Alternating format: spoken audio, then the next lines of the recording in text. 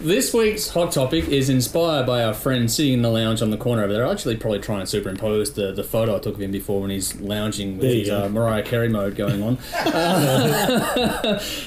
It's a hot topic on all ages gigs and should they or shouldn't they happen. Who wants to go first on this one? I'll have a crack. Go for it. Of course they should fucking happen. They should happen more often. Yes. And they should be promoted heavily because... Let's face it, the generation between our generation and their generation has left a big gaping hole in the live music market, and I think the youngest ones are going to be the best chance to fix it, really. So you've got to give them every opportunity to go out and see bands as early as possible. I think it's a fantastic thing to give them access to it. It's something they normally get denied. You can't get into a bar here. There's not many, even Guardian-friendly bars around where they can see live music. So, look, I think the earlier the better. Get them involved. I think it's a wonderful idea. Yeah. No, look, definitely should happen because, like Brendan said, just the gap between like our generation and their generation, it's just too wide. Not a hell of a lot's been happening there, man. And you see with our artists, like all the old rock dinosaurs are dying off and stuff like that now. Younger kids get into other different kind of streams of music and everything like that, and we've got to. I mean, if they don't embrace it, I mean, what's the future for it? As a wise woman once said, "I believe the children are our future." Teach them well and let them lead the way. Okay, I think that just ends the topic right there. That was Randy Watson, wasn't it? I think it's sexual chocolate. Randy Watson. Oh my god, we're off the rails to begin with. We're just fucking 5 minutes in. That's you, Jimmy. I'm blaming you. Less professional than usual. We have a spectator. Logistically, it's challenging because of different insurance levels required. So a lot of venues aren't inclined to go down that path because of the premiums they have to pay to make those things go across the line. That said, though, come down and see us every month at a whole lot of love because it is a child-friendly venue with Guardians up until 11 p.m. So if you want to bring a kid down to watch us do our stupidity and see some good live bands, then come and watch us once a month. They may even learn some new words. Yeah, well, it's a very colourful language. The funniest thing was your singers, Tash, her daughter, being in the front of you guys playing for us one night. That was hilarious. Some of my lyrics are questionable. Not some, most. It's just good that most of them go over toddlers' heads. But bottom line, in all seriousness, all ages gigs should happen, and they're extremely viable. We see it work really well for the bands that we don't tend to cover much on this show, the more metalcore kind of things. That whole thing has gravitated to the youth market. That's why Unify Festival does so well every year. It's gone completely down that path. They've embraced it and gone complete underground with it. And we need to have more of that from the rock and metal side of things, the more traditional forms. And this is about... I've said for a long time now that rock bands in particular, they're always fighting for the spotlight without realising the spotlight's not even shining on them anymore. The only way to bring that back into focus for them is to open up some all ages gigs. That relies on venues, legislation, a whole lot of things to make it easier, but there are venues that are doing it, and I reckon the more venues that get on board, the more they're going to find a loyal patron base will come through. They're not going to make as much money over the bar, sure. No, of course not. But if there's an agreement between bands and the venue about a door cut for everyone involved, then it sort of mitigates that somewhat as well.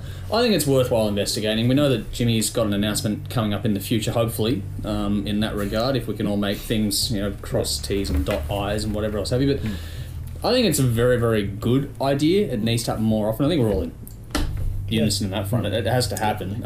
It's just that the challenges are very prohibitive, and the government bodies that are supposed to be helping with this thing are useless, just like the government is in general. So, do we still have a government? As of this filming, we do. Okay. We could have a new Prime Minister by the time this one goes to air, though, so we'll see how it goes in that regard.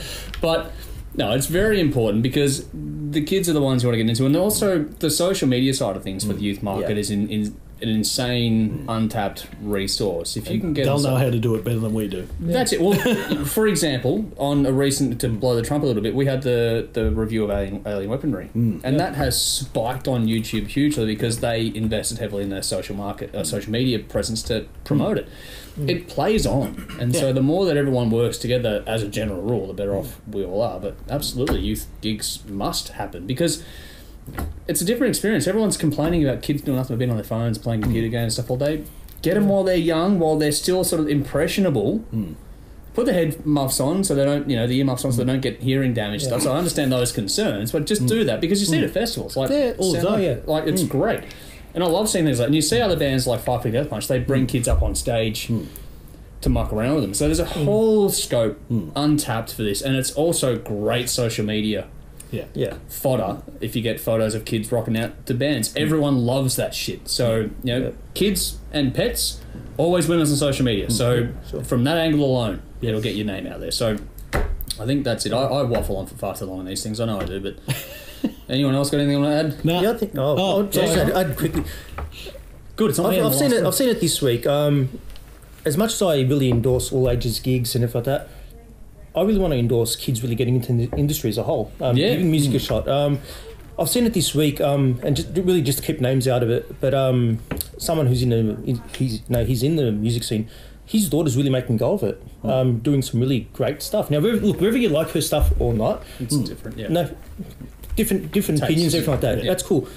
She's getting off her butt, and she's not on social media. She's actually getting out there doing something with her life, away from the computer, away from the Facebook. And the reason I bring it up, Andrew, is because I was on a music board this week and I just saw these people trying to tear this poor kid down. Really? I think I know who you're talking about too. Yeah. She's a 15-year-old kid. Okay, kid is the big word here. Like, very mature for her age, I know her, but she's a kid.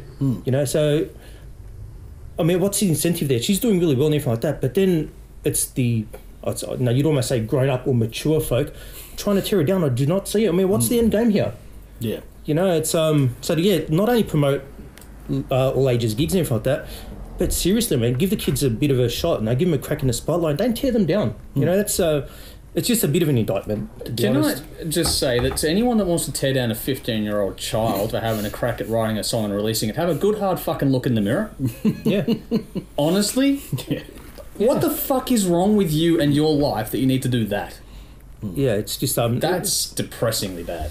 Yeah. That actually pisses me off. Like I said, I know who you're talking about, but that's fucked up. If you are in any way, shape or form even thinking of doing that, get away from a computer and your phone right now. Don't ever do that, because we already have this epidemic of children and self-esteem issues right now. It's huge. And as a parent that's had children face that kind of stuff, fuck off.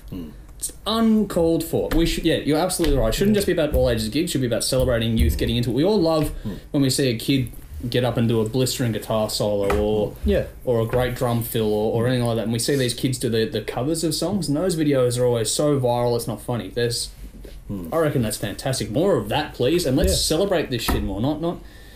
This is the thing about the whole band's infighting and spotlight and stuff, and it's just stop it. Like, fuck's sake, if someone else is successful, celebrate it. And if they're doing something better than you, ask the question. Yeah, learn from them. Learn and fucking pick up your own game. You don't get ahead by fucking tearing someone else down in any way, shape or form, ever. So there you go. We've taken a segue on that one, but honestly, yes, let's get the youth involved and celebrate the youth getting involved. I think that's the bottom line of the topic here. So 100%. Over to you. Give us your thoughts on all of that rambling topic. Have fun.